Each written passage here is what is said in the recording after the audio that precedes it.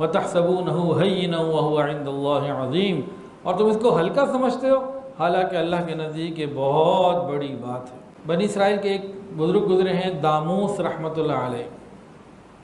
ایک مرتبہ کہیں نکلے تو سامنے ایک پہاڑ نظر آیا جس پہ کوئی سبزہ ہی نہیں تھا، تو دل میں خیال آیا کاش اس پہ کوئی سبزہ ہوتا،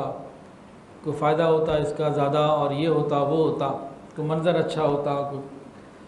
مخلوق کے لیے غذا کا کوئی انتظام ہوتا، پھل ہوتے، کچھ ہوتا۔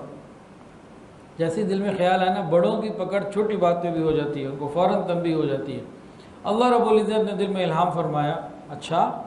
اب تم میری بندگی چھوڑ کر میرے مشیر بن گئے ہو، مجھے مشورے دیتے ہو، تمہیں میری تخلیق میں نقص نظر آنے لگا، یہ ایسا ہے تو ویسا ہوتا، ایسا ہو جا ایسا ہوتا، تو مشیر بننے والی بات ہوئی نا، بندگی تو ختم ہو گئی۔ جیسے ہی دل میں الہام ہوا فوراً اللہ کی طرف متوجہ ہوئے، معافی مانگی، اور ایک ارادہ کیا کہ آئندہ میں اس وقت تک کچھ کھاؤں گا پیوں گا نہیں جب تک کہ مجھے اپنی توبہ کی قبولیت کے بارے میں واضح کوئی دلیل مل نہ جائے۔ انہوں نے اپنے اوپر یہ بات قائم کر لی۔ اب وہ کہیں جا رہے تھے، راستے میں ایک بستی سے گزرے، بستی والوں نے کھانا پیش کیا، ان کو بٹھایا، کھانا کہا میں نے تو کھانا نہیں کھانا۔ وہ کہتے رہے وہ اب کیوں کھانا نہیں کھا رہے، کوئی وجہ؟ تو انہوں نے وجہ بہرحال کھول کے بتا دی کہ بھئی یہ میرے ساتھ معاملہ ہوا اور اس بنیاد پر میں نے کھانے کا منع کر دیا۔ بستی والوں نے کہا یہ بھی کوئی بات ہے، آپ فکر نہ کریں، کھانا کھائیں، اس بات کے اوپر جو عذاب ہوگا ہم سہ لیں گے۔ انہوں نے اللہ رب العزت کے عذاب کو ہلکا سمجھا، فوراً اللہ نے ان کے دل میں الہام فرمایا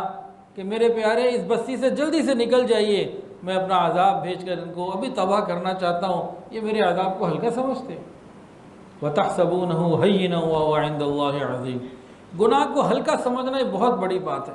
جب انسان کسی بھی گناہ کو ہلکا سمجھے، مشائخ فرماتے ہیں یہ خطرے کی گھنٹی ہے، یہ الارمنگ پوزیشن آ جاتی ہے۔ ابن قیم رحمۃ اللہ علیہ فرماتے تھے، اے دوست یہ نہ دیکھنا گناہ چھوٹا ہے کہ بڑا،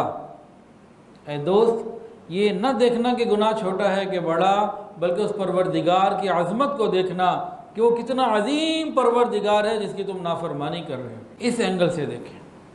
ایک اور اللہ والے تھے، وہ فرماتے تھے کہ اللہ تعالیٰ نے میرے دل میں الہام فرمایا، میرے بندوں سے کہہ دو جب یہ گناہ کرنے لگتے ہیں ساری مخلوق سے چھپ کے کرتے ہیں، پردے رکھ لیتے ہیں، پردے ڈال لیتے ہیں، تمام دروازوں کو بند کر دیتے ہیں جہاں سے کوئی مخلوق دیکھتی ہے، لیکن اس دروازے کو بند کرنا بھول جاتے ہیں جہاں سے میں پروردگار دیکھتا ہوں۔ کیا